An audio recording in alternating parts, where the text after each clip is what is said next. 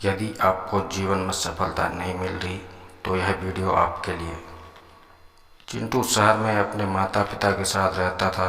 गर्मी की छुट्टियों में दादाजी के पास घूमने आया। चिंटू उछलते कूदते दादाजी के पास पहुंचा और बड़े गर्व से बोला कि दादाजी, जब मैं बड़ा हो जाऊंगा तब मैं एक सफल आदमी बनूंगा। क्या आप सफल होने के कुछ उपाय बता सकते हैं? दादाजी ने हाँ में सिर हिला दिया और बिना कुछ कहे लड़के का हाथ पकड़ा और उसे करीब की पौधशाला ले गए। वहाँ जाकर दादाजी ने 2 छोटे छोटे पौधे खरीदे और घर वापस आ गए। वापस आकर उन्होंने एक पौधा घर के बाहर लगा दिया और दूसरा पौधा गमले में लगाकर घर के अंदर रख दिया। अब आपको क्या लगता है कि इन दोनों पौधों में से भविष्य में कौन सा पौधा अधिक सफल होगा? दादाजी ने लड़के से पूछा। लड़का कुछ समय तक सोचते रहा और फिर बोला, घर के अंदर वाला पौधा ज़्यादा सफल होगा, क्योंकि वो हर एक खतरे से सुरक्षित है, जबकि बाहर वाले पौधे को तेज धूप, आंधी, पानी और जानवरों से भी खतरा है।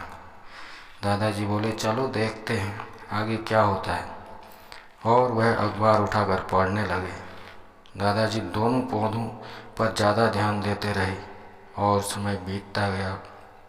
3-4 साल बाद जब एक बार फिर चिंटू अपने माता पिता के साथ गांव घूमने आया, तब अपने दादाजी को देखा तो देखते ही बोला, दादाजी, पिछली बार मैंने आपसे सफल होने के कुछ उपाय मांगे थे, पर आपने तो कुछ भी नहीं बताया था, पर इस बार आपको कुछ बताना ही होगा। दादाजी मुस्कुराए और लड़के को उस जगह ले गए जहां उन्होंने गमले में पौधा लगाया था। अब वह पौधा एक पेड़ में बदल चुका था। चिंटू बोला, देखा दादाजी, मैंने कहा था ना कि ये वाला पौधा ज़्यादा सफल होगा। दादाजी बोले कि अरे, पहले बाहर वाले पौधे का हाल तो देख लो। और ये कहते हुए दादाजी लड़के को बाहर ले गए। बाहर एक विशाल पेड़ गर्व से खड़ा था। उसकी शाखाएं दूर तक फैली हुई थी और उसकी छांव में खड़े राहगीर आराम से बातें कर रहे थे। अब दादाजी ने पूछा, बताओ कौन सा पौधा ज़्यादा सफल हुआ? लड़का कुछ शर्माते हुए बोला, बाहर वाला।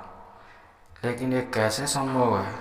बाहर तो उसे न जाने कितने खतरों का सामना करना पड़ा होगा।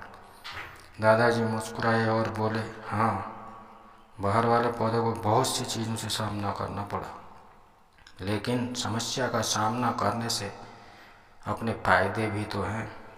बाहर वाले पौधे के पास आज़ादी थी कि वह अपनी जड़ें जितनी चाहे उतनी फैला ले, अपनी शाखाओं से आसमान को छू ले।